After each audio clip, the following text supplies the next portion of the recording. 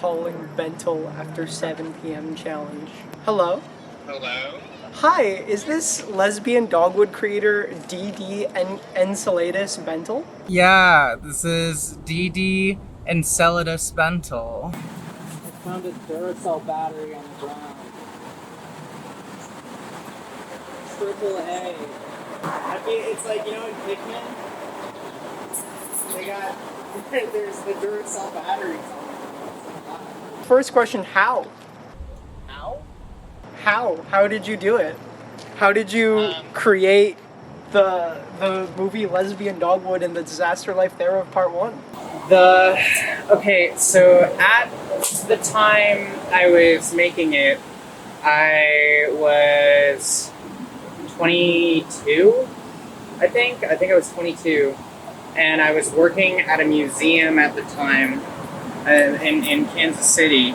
I was working the museum standard jobs where you stand in a museum and guard shit, which is an innately very colonialist job. However, I did manage to, you know, just stand around for like 8 hours a day and like stare at art, which was kind of fun. Yeah, and what that allowed me to do is I feel like what I would now, like, I didn't know it at the time, but I was like meditating basically, I think, where I would just like go into these like trance-like states for 8 hours where I'm standing, because usually it's not important for me to talk to anyone, and I would just like kind of let my brain exist, like kind of in this weird meditative state. And I feel like, you know, I was fortunate enough to have that gig, and then when I was off, I would animate at some time, basically, and I kind of intentionally structured it in multiple ways so that I could like work on it in like a long form way, you know, like I think, like, firstly, I kind of like acknowledge the fact that, like, okay, this is gonna be long. This is like a long story I want to tell.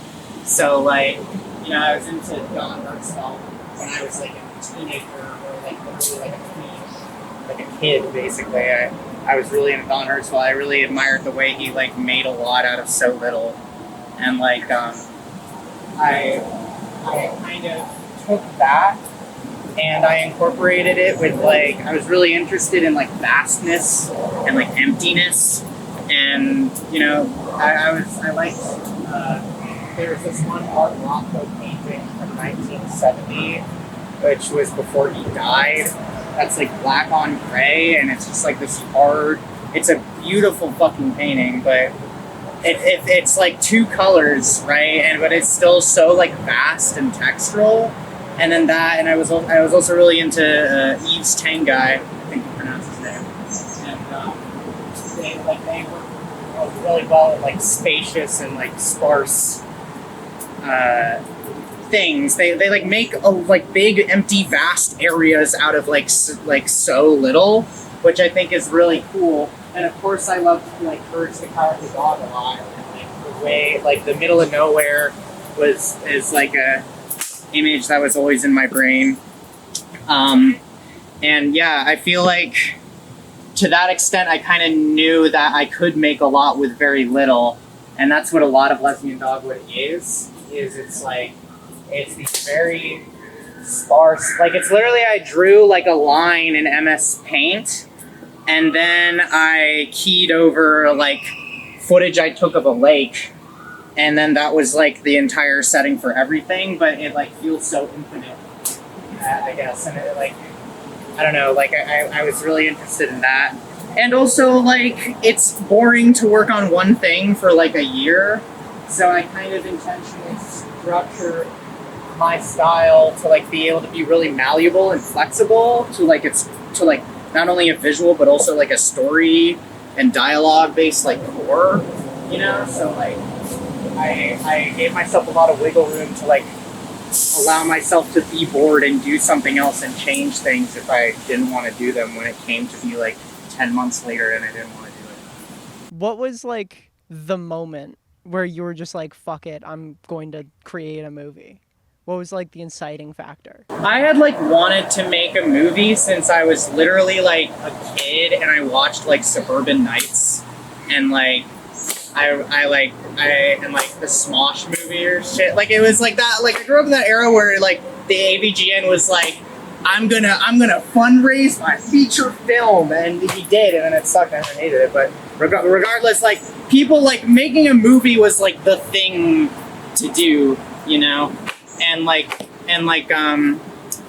don't know. I think like I was at a junction with my art where like I made bentl auditions for Joy Division, or a Joy Division audition. I made that in a day, and that was like a 4-minute cartoon. And then I made like the $33 million home of Mark Lindsay, and that was also like a 5-minute cartoon, and I made that in a day. And I think I had like honed in and like figured out my like flow, my like artistic process to a point where I knew like I could get longevity in like a short amount of time. So I kind of tried to like lean into that. And like the first 6 minutes of Lesbian Dogwood I made in like a month.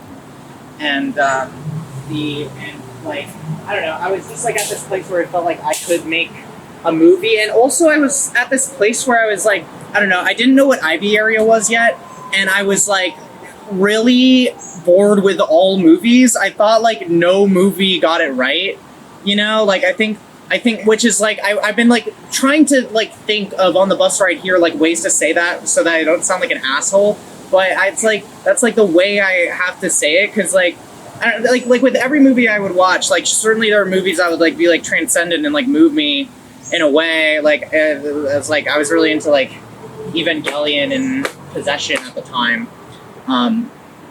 but like even then it was still like I always had like these like caveats with like everything. It's like, oh, Evangelion's like weird and misogynist though, and then like, oh, Possession is also like that. And I was like, I want to make like that but like gay and like in a way that like I'm not like I like, you know. I guess it was just birthed out of like I wanted to see a movie that was like everything I want a movie to be. You're mentioning IB area makes so much sense. Yeah, no, I figured out what IB area was like in like I think literally like January of 2023, like around after I finished Lesbian Dogwood, and I was like, oh, that's what a movie is. That's what that's like what I want a movie to be. When you begin a project, and this goes for Lesbian Dogwood, but for everything else that you've done, do you start with like experimenting and seeing where it goes, or do you have like a plan going into everything? Like how do you feel it out? Yeah, I mean like Dirt is the first film that I have like ever planned like since I like started making cartoons, because I guess I'm like a musician at heart, and at my core I feel like I just grew up with like free improv stuff, and I was like kind of that kind of like shaped my artistic like functions, you know. And like I guess like scripts always like bored me, and like it was I was like 13, and I saw this one interview with this one like claymation person from like Sweden that I've never been able to find ever again in my life. But it was this one lady from Sweden who made like straight ahead like claymations, and she was like it's annoying and stupid to like make a storyboard for a cartoon, because then you already have it.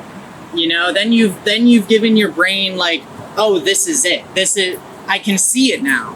But it's like kind of halfway there, and then like you have to like make it again with like kind of this compromise of like you don't have the same like push and like passion, you know, because like I try not to use Control-Z as much, because like I feel like the passion in each initial line work is like the most passion you're gonna get out of any line work. But yeah, no, I think with Lesbian Dogwood, the project folder was called like film thing, and I didn't know what it was gonna be, but I made this short story called "This Is My Disaster," that I never finished. And I like kind of liked this robot character, so I wanted to like explore that. And then I also had this lesbian cowboy character that I liked, and I just kind of wanted to expand on it because I still always feel like time is my like medium for exploring things, and comics are like hard to. I don't know. It's not my storytelling like second nature, I guess. So it was very experimental and improv-y, I suppose. And I think that like your the way that you animate so like temporally, I think I think that's one of the things that really touched me the most about Lesbian Dogwood. There's a shot towards the end where it's just like, the shot where it's just like lesbian like fishing something out of a package, and then fish baby just sits by the fire, and it holds that shot for like a minute and a half. And the first time I saw it, I wanted to cry.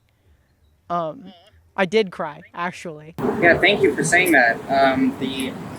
I feel like that was like at the time that was like my boldest artistic decision, because I think I got to that. I worked on the whole thing like linearly, so I got to that point and I wanted to do it, but I was scared because like I had never like done anything like Lesbian Dogwood before.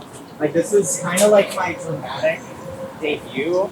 Like a lot of what I made was like shit posts before this, and like yeah, I guess it's like I would have like these like long conversations with my friend at the time where like it would be like really long and emotional, and I would study the way they would like kind of like after I finished the thought, it was just like pause for like a really long time before saying the next thing, and like I guess like I was like in my head, because I'm a fucking anxious wreck.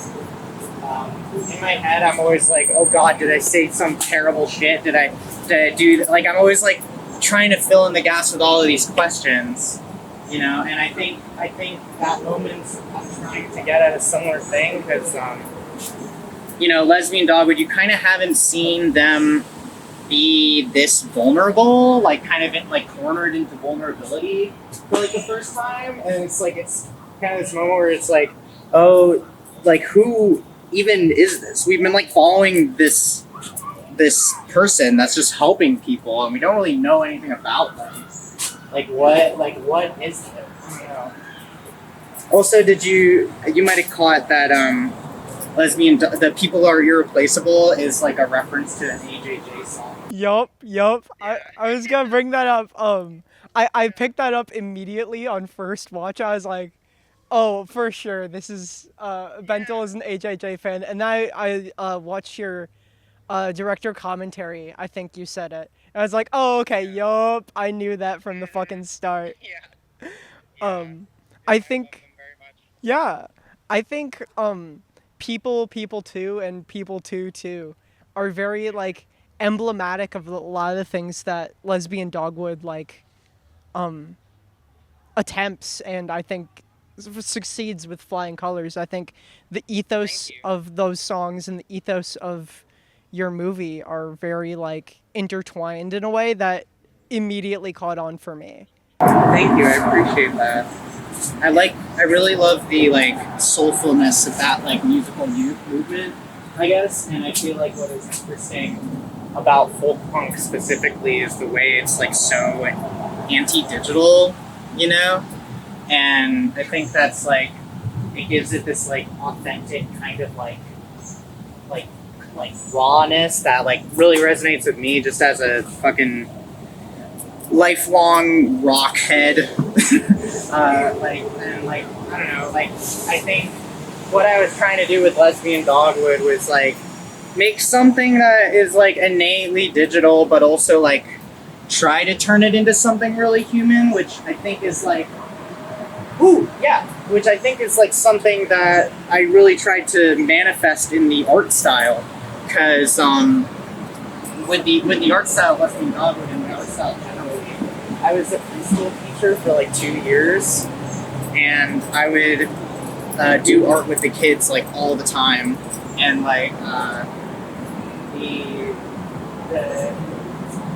what, and I feel like, you know, I feel like the rawness and purity with which they like draw, like it's so like anti-capitalist, it's so like pure, it's so like they have fun wiggling a thing on a thing and feeling like they can create something in this sort of like we are made in God's image kind of like self-fulfillment cyclical way.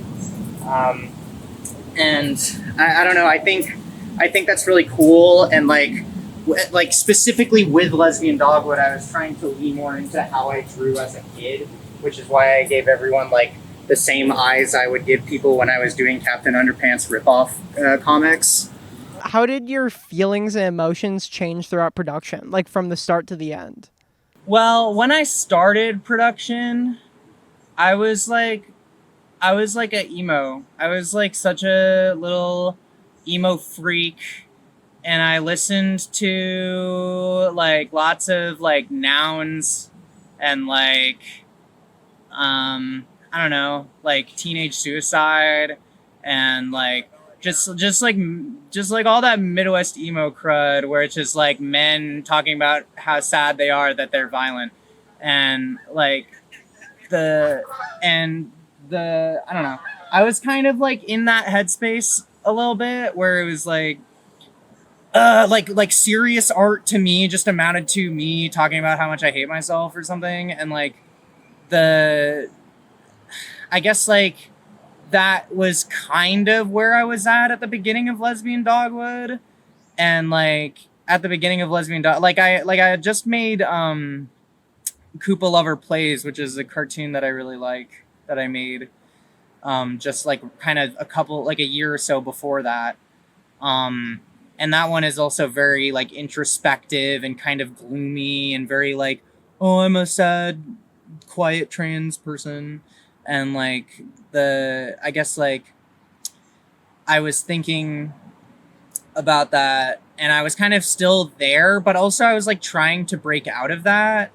And I guess like, you know, the way I think of it is like by the end of it, this was like definitely the most like hopeful thing I had like ever made, like something that acknowledges the darkness while not just like leaning into it as like a venue for like catharsis, and it's trying to like into like look at it and like think about it in like that like specific like introspective kind of way. I don't know. And I think, yeah, I guess like the way that I wrote it on my phone was like when I first drew the wastelands of Neo Kansas City, I felt like that Mark Rothko painting of the black on gray, and by like my kind of journey in making that movie was kind of digging through that wreckage to like find the bits of humanity that were residing there, in a sense, like and also in turn like residing within myself. So I guess it's very introspective in that way. It's very like it doesn't wallow. I think one thing that I really love about the movie is it kind of becomes sort of a blueprint for how to like cope with being like living under capitalism, I think. Yeah. Like the just kindness of all of lesbian, and like I don't know, the way that lesbian and Glenda act really just hits different, I guess. Something about their dynamic makes me just smile and be like, fuck, I've had so many friendships like this, you know? It, it Awesome. yeah. I don't know. I relate to that aspect of the movie a lot. I'm glad. Yeah, I feel like the idea there is that, yeah, I don't know, like there's so much we can tangibly do in this like catastrophic environment that we live in, and like um it's the best way for us to do what we can't. I don't know, it's a very anarchist kind of movie in that way. It's like it's like I think the best that we can do is like continue to cultivate our immediate communities and continue to care for each other in ways that are befuddling, because I feel like Fish Baby is very much like kind of the representation of like the trauma inflicted by capitalism, and like that, like the because Fish Baby comes from this like very like fascist regime, which is like implied but not like fully stated. It's explored more in the script I have for part two, but whatever. Um, Part two coming 2070 or so. Whenever, yeah, I mean, I have, girl, I got no fucking clue. That thing is, that thing is whenever. That thing is when the fuck ever. But, but yeah, the, I guess like Fish Baby is like very much this like, um, yeah, I don't know, just like someone that has been like kept under the boot forever, and like has been, because I went to like Catholic school, and like that was horrible, and I felt like I was kind of embodying myself in that sort of headspace there, and yeah, I mean, I'll talk about that more later. What was your favorite part of the film to work on? Yeah, I think my favorite part was the first 6 minutes, because I made that in a month, and it was the most like creatively electrified like period, I feel like, for me, like ever.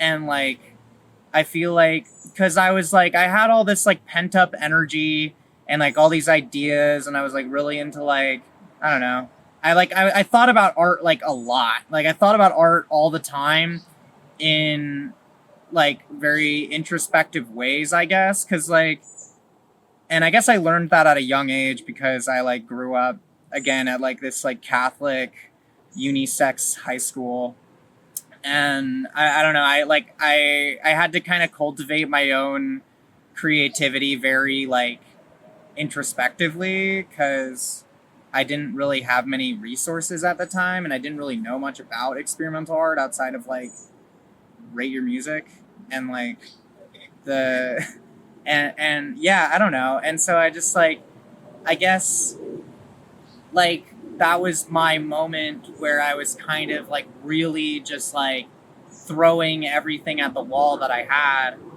And like Andrew Hussey had this thing. Oh yeah, I was really into Homestuck like a year before that. That was when I first read Homestuck. So Homestuck makes so much sense. Yeah. yeah, I was going crazy about that shit. When I found out about that at 22, I was like, oh, whoa, Nelly.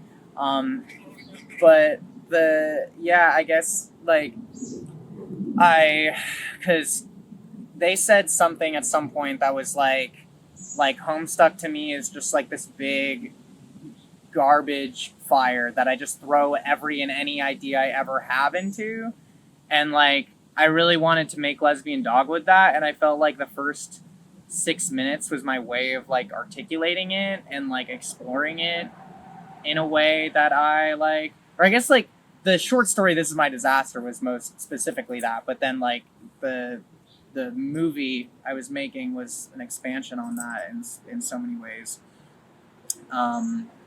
Yeah, I guess that was just like, because that just, I was able to like set myself up for like basically everything I've still been doing since then, and because I had like no plans going into it or anything, so I just like, I kind of created everything, created the blueprint for everything about my creative universe kind of in that moment, and I felt, yeah, it was just very energizing and very exciting to like have that 6 minutes and be like, oh shit, I can explore so much with this. I can like dive into this world so deeply.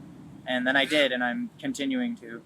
As an extension, who's your favorite character that you've created? If you have to pick a favorite child. Ah, sheesh. This is a cheating answer, but my answer is Glenda for reasons that nobody else knows but me yet. And like, because I explore Glenda a lot more in part 2, and like I think that he's just a really interesting guy. And but I feel like for the sake of the movie, I definitely identify most with like lesbian Dogwood. You know, I think their eternal struggle to like help others relentlessly, even in the goop storm, the cement storm that comes and kills everything, I think is very relatable to the way that I think about people and stuff. And I don't know. Yeah, I guess I like that person. I like lesbian Dogwood. I'm very excited to see more Glenda personally. I find lesbian and fish baby to have a very compelling dynamic. Who or what inspired those characters? Well, that taps into what I was getting into earlier, which is like, and it's funny, I really didn't realize this until after the film was done, but like I mentioned, I feel like Glenda, Fish Baby, and Lesbian are all like me at different points of my young adulthood. So like Lesbian Dogwood was very much me in like 2 years ago. You know, it was very much the place I was at and the values that I held. And Fish Baby was very much me when I was like a teenager, I guess. And like kind of just the fear and anxiety and like puppeting these like talking points about like human beings and about like the way the world works that you don't know if like they don't like actually believe it, they just know that they gotta say it, you know. And like especially when Fish Baby's like, you humans turn me into marbles and kill me, and it's like, I don't know, like it like very propagandized like little malleable clay brain. And yeah, I don't know, I guess like Fish Baby or Lesbian is more me of the then, kind of like speaking with my younger self who had been like indoctrinated into all this like shit, and kind of providing like an answer in a way, or like providing like a gateway out in the way that I wish I always had, you know, of just like, you know, it is possible to just like love people. Like, you know, it doesn't have to be so transactional, and like it's possible to just like be who you want to be and like not feel afraid and be surrounded by people who don't care what you are. And like, yeah, I mean, I think like that was kind of there at the heart of both of them, unbeknownst to me of the time. Additionally, I think a lot of it is in the voice actors. So these two people, Sonia, who plays Fish Baby, and Janet, who plays Lesbian, still great like lifetime friends of mine. I met them during the pandemic on the 3GI Discord server because I was in there. Yeah, I was in there, and yeah, I don't know. I think like it's hard making a movie with a script when like, I don't know, because it's so hard. Being a good actor is fucking impossible, dude. It's like impossible to be. It's like so impossible to be like a good actor, and like that, and like I speak for myself and like everyone there, and it's like when I see indie animations and they are scripted, I like feel like I immediately know. I can like immediately tell that they're scripted, and it kind of makes it like, oh, I'm watching a movie, you know. And I feel like that's the thing that keeps me so disconnected from so many movies is like there's so much structure, there's so much frill to everything. And with Janet and Sonia, I gave them like kind of bullet points, and like like there were a few specific quotes that I wanted them to incorporate into different things, but I was very much trying to get them to do what they possibly like, just insert as much of themselves in the way that they normally talk into their characters, because that's the way that they are given life. That's the way that they're given life, because you can like write different people as much as you want, but they're still all going to be from like your voice. So you have to like let the voice of like the actors like really insert themselves. And yeah, Sonia is also Swedish, so like Sonia's first language isn't English, so a lot of like Sonia's delivery is like done with a lot of confusion, and like a lot of like, what the fuck does what is ne'er do well, what is like what does that word mean, what is that? And like I tried to make sure that everyone just didn't read over the script and did everything on their first take, because I kind of liked the way that there was like a lack of preparation to everything. And I feel like that gives it the more human element that I'm looking for. And yeah, I think just like that was my kind of methodology for like giving them as much humanity as possible. We script the same way. That was cool. For those who don't know, what is Smash Your Fingers? Yeah, thanks for asking about that. Smash, yay! Smash Your Fingers is the series of like, I call them like video fests, but ostensibly like film fests. I've been making like driven by like a core like manifesto of like 5 principles, which you can read on my website of like smashyourfingers.com. But the idea is that I'm trying an experiment with these festivals of like trying to cultivate art as existing within a very physical space, which is something that exists for every other medium save for like indie film, really, right now, and pretty much forever, because it's like, I don't know, like Hollywood was born out of like copyright infringement, and like the generally just like film as a medium is an incredibly capitalist, like expensive, like like medium that, or historically expensive medium that has been like, you know, racist and sexist and blah da blah da da, and it's been terrible. It's a terrible history this art form has, and like, I think that is different now with the accessibility of these tools to make films, but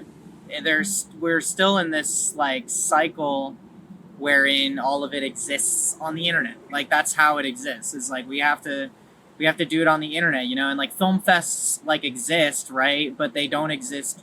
They exist as they have traditionally for like the last like half a century, and like, they're still very like, oh, pay $40 to like to put your indie, like no one's gonna fucking do that. And the people that are gonna do that are gonna make like either like normie shit or like stuff that they're in debt to make, and I don't want to make everyone in debt.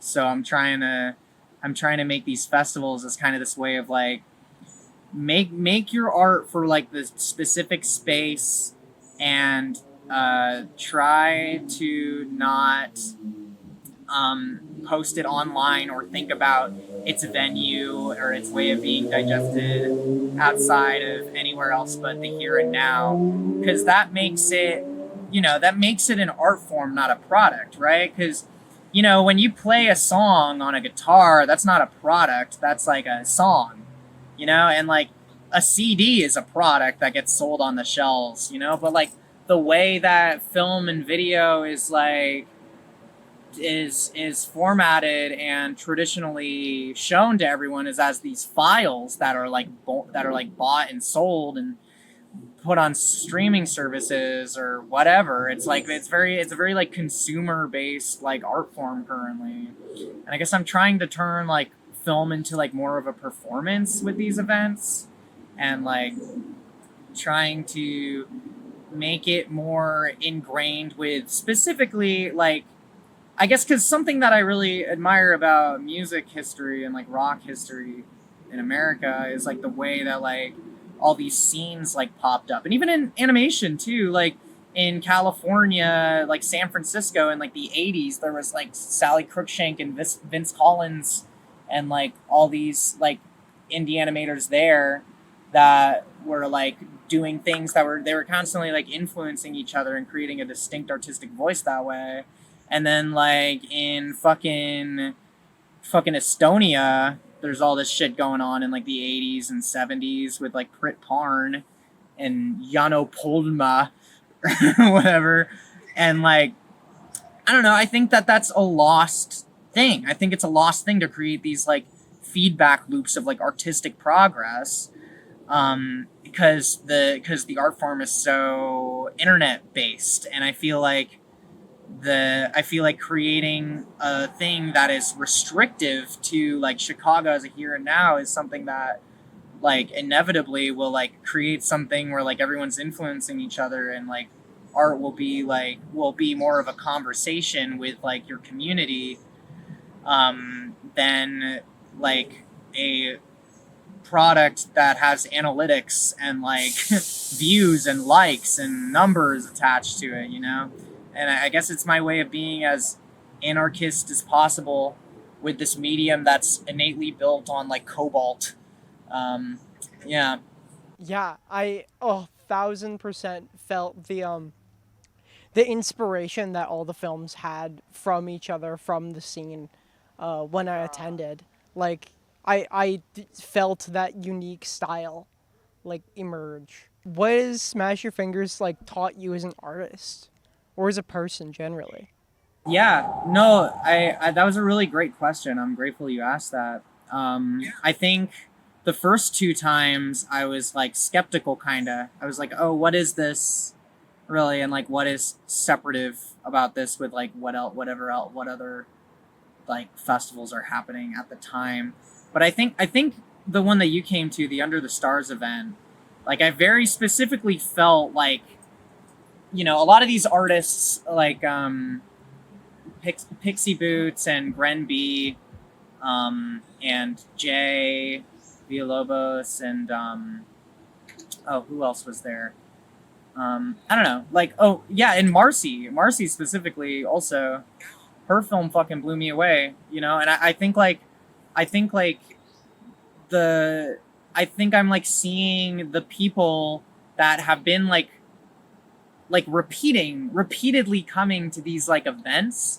Like I'm kind of seeing that effect that I'm hoping to see, which is like I feel like these artists are really starting to like dig into themselves and create something so visceral and spiritual. And I don't know, there's like I just felt like I feel like what I've learned is that it's like kind of working in a way. Oh, and this is sick as hell. I had this conversation with my friend who who like brought up like, okay, bentl, like why is this like 3 hours long? And I was like kind of thinking to myself, like, you know, like there's lots of film festivals that are so curated, that are so like accept to deny, that like that would like having an accept deny mentality to this fest is like so like antithetical. It's so like antithetical to what it is. And so I tried to accept as much as possible. And this person, Ahmed Reek, who made a film in the thing that like, you know, it's kind of off the beaten path. Like I can imagine it's like, it's not like your traditional film circuit kind of thing. They reached out to me and they were like, hey, so I'm working on a visa and like a letter of like a certification for like me making art or something will help me maintain my visa. Can you write that? And I was like, fucking yeah, of course I can. And so that was also like hella affirming of like my, like, you know, film festivals shouldn't be so gatekeepy, because this is like someone's genuine life and we're gonna fucking push that aside for this shit. And it's also bureaucratic and shit. Whatever. Okay. The point I'm making is that I think I've learned that my like kind of ideology going into these things is like it's working, and it's like people are like enjoying it, and people are like enjoying it as like a community event, and people are participating in it the way it's supposed to be done, as like everyone comes together and like views it for the here and now. Sure, you don't have like comments and like counts that you can look back to like forever, but it's also like, I don't know, it's different because like you're all in the same room together and you can all talk to each other, and it makes the art more about like a conversation than it does like a piece to be consumed, you know. And I think so. I think I've learned that I really enjoy this model of showing art to people as like a temporal thing, and I'm gonna keep doing that. That's what I've learned. Yeah. The and the lack of like a comment section is like, I don't even care about that, because talking to people afterward is such a buff. Like that's seeing somebody's like face after you've shown them your art, and having them like come up to you and be like, "Oh, I liked this about it. I want to talk to you about that." That was fucking that was one of the best feelings I ever got about my art I've ever gotten, you know? Yeah, I'm so glad to hear that. Yeah, and that's like, you know, it's a testament to like, you know, our like video is a language. It's a spoken language in the way it's like a spoken and written language like simultaneously. And like if we're like communicating through text all the time, then it would suck, you know? And like this is like I'm trying to create a space that is trying to, you know, fests are traditionally like that, and there's lots all over Chicago that are really awesome. But I guess I'm like trying to make a fest that makes that experience more accessible and less like gatekeepy, you know? Because, and like I think I like, yeah, I don't know, and I'm like I was trying to do that with Beef when I did like those online streams of film festivals. And but yeah, now I'm like in a space, Chicago, that I love, that is full of people that are really creative and really cool, and I'm very happy to like help like foster people's ability to communicate with one another in that way. How has Smash Your Fingers affected your artistic process? Like, has anything changed since? Yes, actually, I actually think like I've kind of accessed a freedom to myself that I haven't had for a long time. Because like I think like for me personally, this is probably a universal um, experience, but for me personally, like YouTube and Instagram and stuff is like specifically designed just to keep you on and to keep making products for them to make money, and your art is a product to them, you know?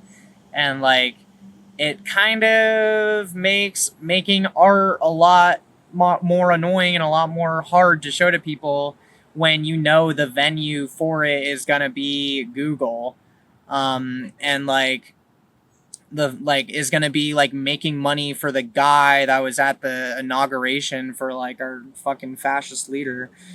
And like I guess like making stuff that's so free, like I don't know, like Corpse specifically was something that I feel like was the freest I've been in a long time. And Corpse was fucking sick. thank Sorry, go you. ahead. Thank you very much. Yeah, and like same thing with Constant Violence to the Mind. Like that was a very spiritual film to me, and like I'm glad that I made it, and I feel like I wouldn't have made it if I wasn't doing it for just like a moment, if I wasn't just performing it in a way. You know, it wouldn't have been the same way if I have to like put it on this website where there's like Wii U retrospective videos like next to it, and like, as like, Yeah, I get you. Do you have any advice for someone who wants to make a movie or like just artists generally? yes, yeah, I do. This is actually something I try to hold to myself and to all my friends. The thing that I see most commonly in people that are making art is like they talk about what they want to make, not what they want to do. Where it's like I feel like, especially God, fucking art school, dude. That's a whole other tangent, but like art school sucks so bad, and it makes you think that like the final thing is the thing that's worthwhile, is the thing that gets you the grade. And it's not. It's that shit is gay as hell, and like the like I feel like what becomes undervalued is like the place your head's at when you were a child and you wanted to experience the fun of wiggling a crayon around on a piece of paper with no fucking thought of how it looks or anything like that. And like that's like I feel like the process for making art that is distinctly you and distinctly fun is to view what is most attractive to you about doing art, not like the art that you not what's most attractive about the art that is created, what is most attractive about like the creation process, and just leaning into that fully, because that's what I was doing for Lesbian Dogwood. Like was I was trying to just lean into everything that I enjoyed, and I enjoyed making dudes bounce around in Adobe Premiere. I didn't enjoy lip sync. I didn't enjoy in-betweens, except for sometimes. I don't know. There's like so much that's dumb as shit that we just have to do for like no reason. And like that's how you make art, is you just like you have fun. That's like, you just gotta have fun, and you gotta stop thinking about like, oh, it would be so cool for me to have made this, because it's not gonna be cool if you don't have fun making it, and it's like, is it like if you're talking about like, oh, I want to like make this I'm calling myself out from when I was 20. Like, I want to make this noise shoegaze album or whatever, and like I'm like, okay, are you saying that because it would be cool to have a noise shoegaze album like on Rate Your Music with those tags on it, or is it because it's fun to make that? You know what I Oh mean? my god, you're calling me out so hard too. And it's like, it's like, I mean, that it's there's value to that, there's value to that, but I feel like this is just speaking to like a barricade that gets normalized for a lot of people, of like what makes it so hard to create art is like what you want the end destination to be. But I think you just shouldn't think about that at all. One last question. What's Cool. next for Bentl? Next is I'm still working on Dirt. Dirt is my like musical I guess like scripture. I guess I've been like really into like esoteric religion, and like I'm trying to like sort of dive into like God and like the end of the world, and it's like canonically the final like event in Neo Kansas City 3. And yeah, I mean, I'm enjoying working on that. That's a lot of fun. It's kind of in a similar pocket as Lesbian Dogwood, in the sense that I'm still pretty bored with a lot of what's being made, and I want to make something that is still like unique to me, and I don't know, like I want to make something that is exciting to me, like personally, I guess, and it's been fun to make. It's been a labor of love. It's gonna be a long time till it's done, but yeah, that's where I'm at. If you're wondering about part 2, I'm sorry. I got a real girl job these days. So I mean, yeah, and I guess I'm still putting on Smash Your Fingers events in Chicago. The you can go on the website and subscribe to the email newsletter, and that's the best way to stay in touch with that. And yeah, I'm gonna keep loving life. I'm gonna go on walks more. I'm gonna I'm gonna um I'm gonna uh, modify a whammy bar onto my resonator guitar. That'll be fun. And yeah, that's where I'm at. Thank you again for the interview. Oh my gosh. Of course. Yeah, thank you very much for reaching out. It's an honor. I remember the first time I saw the movie. I was talking to my roommate at the time, and I was like, one day I'm gonna make some shit. Bentel's gonna see it, and I'm gonna be like over the moon about it. And Yeah. we've gotten there. We've been there. Yeah. It's a great picture. It's a great picture what you put on screen last weekend. Thank you. I really appreciate that. Smosh but good. Smosh but good. More specifically, Smosh, but if they cared about art, I think is the most accurate description. Because Smosh is good in their own bizarre cultural way. Yeah. Mm-hmm. Yeah. Well, yeah. Thanks very much. I'm looking forward to the video essay. It's low key. It's low key been like there. I have like a few goals in my life, and it's for someone to make a video essay about my art, and for Funko Pop to reach out about Fish Baby figurines. Those are my two goals, I'll and get in you've contact gotten me with my halfway Funko there. guy. Yeah, you got me halfway there.